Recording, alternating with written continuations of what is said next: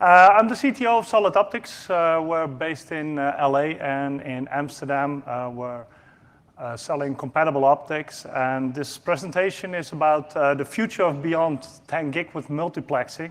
It's a challenge for me as a CTO to find a solution for my customers with this.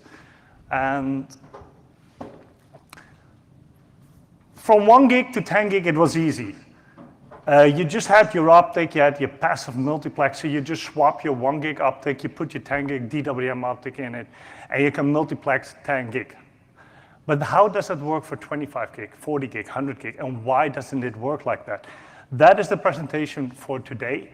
And your ingredients for multiplexing for dark fiber project are 3 things. You got your dark fiber, you got your multiplexer, and you got your transceivers that send out that specific light. And I try to cover all 3 of them. First, we'll start with dark fiber. There are 2 constraints on the dark fiber with light. First of all, you got your attenuation, and the attenuation is the dimming of light. The brightness of the light gets less over fiber. That's the first one. The second one is dispersion, which is the blending of light. Not all the light is traveling at the same speed of light, so there is a merge of the signal. So after 80 kilometers, the pulses are a bit overlined and blurred out. That dispersion is the biggest problem for higher speed, as you can see here. At your 1 gig, you didn't have that problem. So you can do DWM up to 200 kilometers, no problem. Then at 10 gig, dispersion gets a bit of a problem because at 80 kilometers, it's kind of maxed out. Then at 25 gig, that dispersion gets a huge problem because it's maxed out at 15 kilometers. So you cannot run DWM more than 15 kilometers on 25 gig.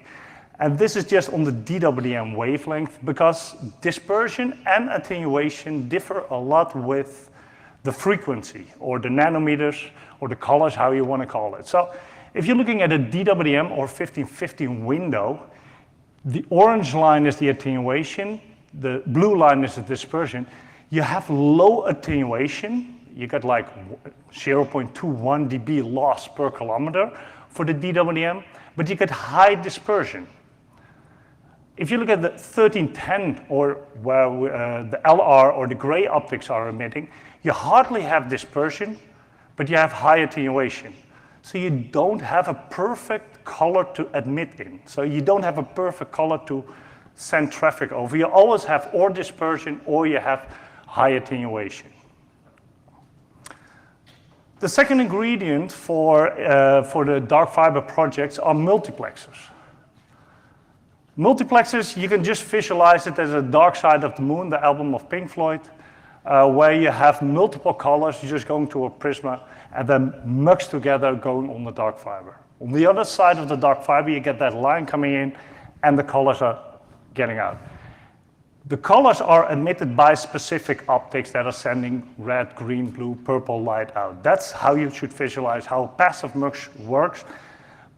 In reality, it works differently. You get 2 types of passive muxes. One is built with cascaded TFF filters, the other one is AWG. 95% of all the communication worldwide will go over cascaded TFF filters. The little tubes of like an inch big, and they got 3 fibers. They got a fiber going in, and they got 1 fiber going out with 1 color, and 1 fiber with the rest of the spectrum, as you can see here. Every little tube has 0.3 dB loss. 95% of all the muxes and all the OEDMs are working like this, and they are cascaded. So here you see an image of an 8-channel CWM mux, and it will start with a 1470 tube. We'll take the color out. The rest of the spectrum will go to the 49 tube, takes that color out, and then the rest will go to the 1510 tube, and so on and so on. All these cascaded tubes are fusion spliced and put in a little box called an ABS casing. 2 of these, so the mux and the demux, are put together in a passive mux in a 19-inch casing, what you all recognize in your data center. This is how a typical mux works. You have another type as well. It's called an AWG, and this is more for the higher count. So if you have your 40 channel mux, you got a 96 channel mux, you're gonna need these type. You don't wanna have 40 times 0.3 dB loss because you're talking about 12 dB loss for a mux. So this is built on a chip. It's another technique, a more complex technique that is, if you have 40 channel, you have to use this and it's a cheaper solution. The insertion loss of muxes like this are starting at 3 dB. So if you have a typical one, it's 40 channel mux, it's 3 dB, as you can see here. They have a transmission window. They got different transmission window. If you look at the picture here, the red line is the DWDM light. The DWDM light always moves a bit. It's got a spec, but because of temperature, it will move a bit to the left, to the right, but that's normal. That is, so it's moving in the green area, which is the reference passband. The attenuation is the yellow block there. And of course, you want to have as low attenuation as possible.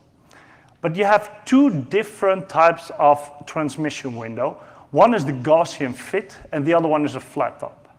The Gaussian fit is a more pointier one, where you have low attenuation in a sweet spot in the middle, but your passband is a bit narrower. And you also have a flat top, which has a attenuation of, say, 4.5 dB for a 4-channel. The Gaussian fit will have 3 dB max attenuation. Your flat top has a wider reference passband and more attenuation. Why is this important? In the future, you will have different types of waves. Your DWDM 10 gig is a pretty narrow wave. It will fit perfectly in your Gaussian fit mux, your AWG mux. But a coherent 100 gig, 200 gig, 400, 800 gig can have wider waves. The same as the DWDM PAM4 is a wider wave. If you would use a Gaussian fit, it will bounce to the isolation and you will have more attenuation there. And the flat top, you're gonna need a flat top. And all the TFF filters, so the regular muxes are all using TFF or flat top filters, so you won't have that problem. I found out this the hard way because we're building a DWDM PAM4 solution, and this is costing me 4 days to find out, so I wanted to help you avoid this issue. The third ingredient for multiplexing is light, or the transceiver itself. We got 3 windows, ITU grids. We all know the CWDM, we all know the DWDM. There is a new band which is getting a bit more popular called the LWDM band. The LWDM band doesn't have any dispersion. Remember, that is at the 1310, you don't have the dispersion, so you can get higher speeds in that region. Well, the LWDM multiplexing, you could do 8 channels in that 1310 band. So it's 8 times 25 gig up to 40 kilometers, because remember, you had that higher attenuation there. The advantage is you can just use regular passive muxers, regular optics, hook that up, and it works. In the future, you will also have 100 gig, up to 15 or maybe even 40 kilometers that will come. And this is used a lot in Korea and China for 5 gig implementation. Because it's such a cheap technology, they're using just a couple of 25 gigs to the cell tower, and this is the cheapest way to do that.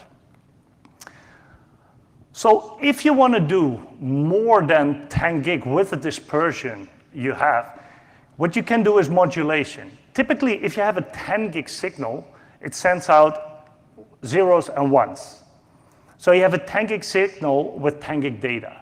But if you will find a way of sending more per baud, then you could do more data per 10 gig baud rate. That's actually what modulation is. With modulation, you've got different techniques. You got a ton of techniques. I won't go through all of them. I just visualized a couple of them. You got amplitude modulation, where you just, instead of doing on and off or dim and completely off and completely on, you make different stages in it. So you do half dim, full dim, and so on. So you can make 4 stages in it. And you also have phase. So your sinus curve is not in the middle, but just a bit to the left and a bit to the right. Those techniques, the amplitude and the phase, they are used nowadays in your 400 gig modulation. You can combine these two as well, where you have amplitude and you got phase. And that's, if you have 4 amplitude and 4 phases, 4 times 4 makes 16 different positions where your signal can be. So that is called 16 CAM. So you have a lower baud rate, but you have more possibilities that there are, so you can multiplex it times 16. These techniques are used in modulation. For example, in this coherent 100 gig optic. To use the modulation, you need a DSP chip, digital signal processing chip. This needs a lot of power, a lot of watts. So for example, the CFP2 DCO needs 20 watts. We are all using QSFP28, and we want a solution in the QSFP28 because your Cisco Juniper Sienna router is using that, but that is maxed out to 4.5 watts. So that modulation technique of 16 CAM doesn't fit in the QSFP28.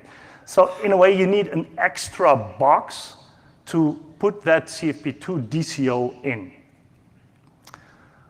There is a solution with QSFP28. It's using PAM4 modulation. It's not a really, really strong modulation, so it does fit in the QSFP28. But due to that modulation power, there's no optical budget left, so it hardly sends light out. So you need a box to amplify that light. PAM4 also needs dispersion compensation, so you're going to need a box with an ADFA with a tunable dispersion compensator all inside. This is one of the cheapest way of multiplexing multiple 100 gigs from one side to the other. Microsoft is pushing this technology for years already to put like 32 times 100 gig over 70 kilometers to their other data center. So that is pushing this technology. We built a solution for this as one. We call it an all-in-one box or an ADFA box where you have everything inside. Just a summary of the solutions. You got the LWDM. You can do 40, you got up to 40 kilometers, 8 times 25 gig, also 100 gig in the future. Your LWDM optics will be roughly $400, $500. Your passive mux will be $500. So that's a really cheap way of multiplexing more than 10 gig. Then you get your QSFP PAM4 solution. The optics itself will be around 3.5K. The white box there in the middle, will be around 6.5, 7K. So you will start with 10K per side to start to multiplex more 100 gig and more, up to 80 kilometer. Then you have the third solution will be the CFP2 DCO solution. You'll start with your QSFP SR, which will go into your router switch. That will put you an extra box where you will have your CFP2 DCO in, and that will go to your passive mux. Pricing will be around 17K to 20K per site for that. There's a new optic. The previous presenter also showed this. 400 gig is coming, 400 gig ZR. It's going to be in a QSFP-DD. When I made the presentation a couple of months ago, I thought it would go from 1 gig to 10 gig, then nothing, and then it would be a 400 gig tunable ZR that you can just plug in your router switch, put in a passive mux, and it will transport it in 80 kilometers. As far as I've seen the MSAs right now, you're gonna need ADFAs for it. And before there's an optic ready where you can just plug it in your router switch, put it in your passive mux, tunable 80 kilometers, and put another one in, it will take 2-3 years. I've checked also with some suppliers from us, and the first version, they will need ADFAs for this. Couple of additional hints for also because we're testing a lot of 100 gig optics, and we're building this box, and we came with a couple of problems as well. One of them is RSVAC. We've been having a lot of issues, also support cases with RSVAC. You have, for example, a Mellanox 100 gig card, and the RSVAC is always on. If you have on the other side an optic, an LR-SR optic, sometimes it's off. So not all the vendors implemented RSVAC the same way. If you cannot get a link with 100 gig, you might look to RSVec. If you look on Solid Optics TV channel, our YouTube channel, there's a nice movie about that. Could save you a couple of days of debugging as well. Another hint I would like to give is clean. For the 1 gig and 10 gig, you could get away with it. It was like more marketing than actually needed. We didn't find a lot of problems with 1 gig, 10 gig, and also about 80 kilometers of multiplexing. You kind of could get away with it. 100 gig, you cannot. With 100 gig, you really, really have to clean. You have to learn it yourself, just use one-click cleaners, make those lenses clean. If you see CRC errors with 100 gig, it's typically cleaning. You have to get the lens clean, your patch cable clean, and you have to get a habit of doing that, and also train your technician to do this. It's no marketing trick anymore, it's the real stuff now. So this is my last slide, and this was my presentation. I was really quick again. But, are there any questions?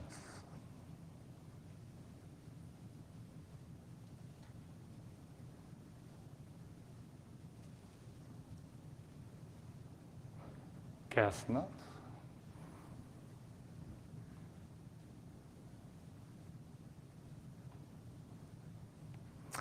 I will be at the Starbucks. If you're going to need extra questions or you want to look at the box that we designed, have some more question about your optical network, be my guest. Thanks, guys.